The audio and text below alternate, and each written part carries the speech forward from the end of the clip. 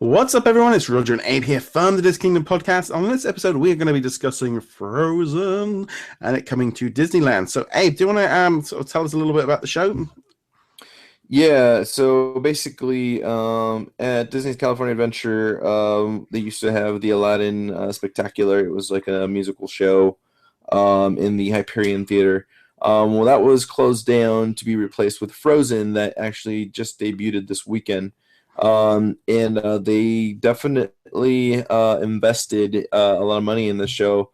They introduced this really multi-million dollar LED projection screen in the background that just changes beautifully with the scenic sights of Arendelle and the Ice Castle and whatnot. So it's a brand new production. It's getting mixed reviews only because I don't know. It's kind of like it drags on a bit. The transitions are kind of off a little bit. Just to give you an idea, also, it is a pretty long show. It's right now clocking in at 70 minutes. So that's an hour and 10 minutes. Just to give you another idea, Aladdin only clocked in at around 45 minutes. So, for those who are going to be paying, hefty money to go to the theme park, that's over an hour of your time allocated. Actually, more than an hour allocated to watching the show because you also have to line up to get to it. So, if you are a diehard Frozen fan, then that's definitely for you. Another cool thing that they're doing, and it's going with the modern era, is that they have a colorblind casting. What that means is that no longer are the characters limited to the ethnicity that they portray in the movie. They currently have a black Elsa that's casted. They also have a black Kristoff. I think there was also an Asian Anna. So a lot of ethnicities, a lot of different actors who have talent, and they should be able to portray a character if they're talented enough. So that's kind of cool, allowing that. And other than that, I mean, it's a cool show. But the only reason why it's getting mixed reviews, like I was saying, is there's some scenes that go too long. The transitions between the songs and in the choreograph, dancing and whatnot, it's a little wonky. Some of the characters don't complement each other. I mean, some of the actors don't complement each other. And then there's one really odd thing that's throwing people off. In the Aladdin Spectacular, they had an actor play Iago. So you see the guy; he's dressed up all in black, and he's doing the voice, and he's puppeteering Iago. Well, they have the same thing with Olaf. They have an actor out, and he's puppeteering Olaf. But at the same time, and it's obvious, obviously, and it works. Yes. But at the same time, they have a guy who's puppeteering Sven. And the only thing that's human about him is there's a perfectly great-looking reindeer. Everything's cool, but then there's a human head that pops out of the back of his neck. And, like, if they would have done a better job at disguising Sven, then he would have looked great. But unfortunately, you can only do so much as far as what you're doing puppeteering-wise. Yeah. But other than that, it's getting some interesting reviews. It's still too early to tell if it's... I'm a huge diehard fan of the Aladdin one, so hopefully when I see this one, I'll have a change of heart. But so far, it's getting okay reviews. So I must admit, when you sent the tweet, it was like, it's 70 minutes, and I'm going, way too long. It's like you're in a Disney park. You are. There's one thing having like a half hour, 40-minute show to get in.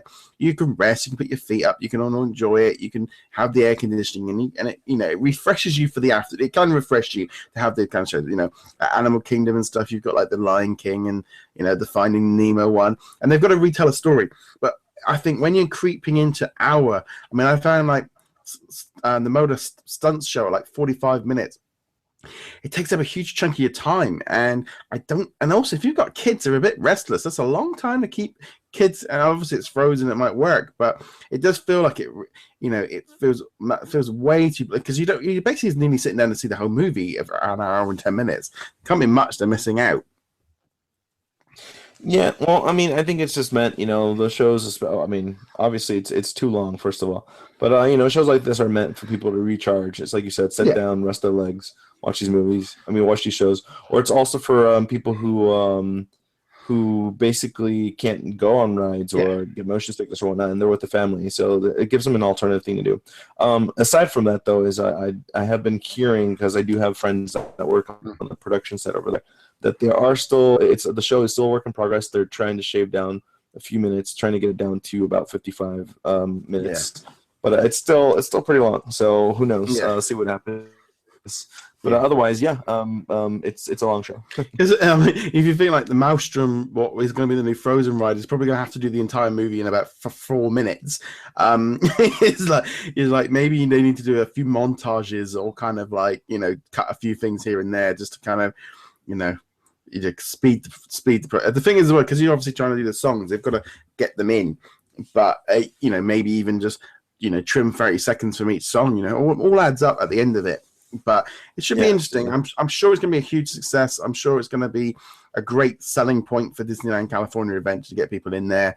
I think it kind of feels weird because you kind of got like Epcot and at California Adventure with all this new Frozen content. Seems like it's taken a while. You know, as much as it's been fast turnaround, and in some ways these are fast shows and changes. They're not major new attractions.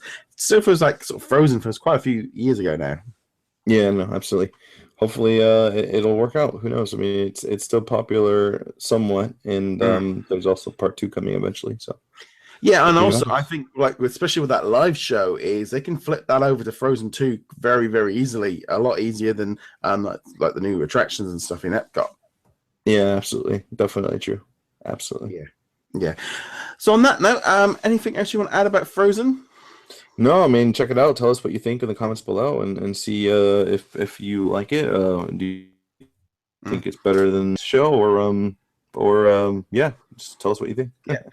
As per usual, guys, remember, check us out at DisKingdom.com. You can also check us out on Patreon as well, patreon.com/DisKingdom, where you get access to these shows a little bit earlier than everybody else. So big thank you over to Ethan at SortedApps.com and Magic Band Collectors for being a patron. And then we'll also check out an episode I recorded with him last week where we were discussing everything Epcot related or Walt Disney World related, including quite a bit about Frozen anyway. So we'll definitely want to check that one out. So on that note, we shall see you guys in a later episode. So later. Later, guys.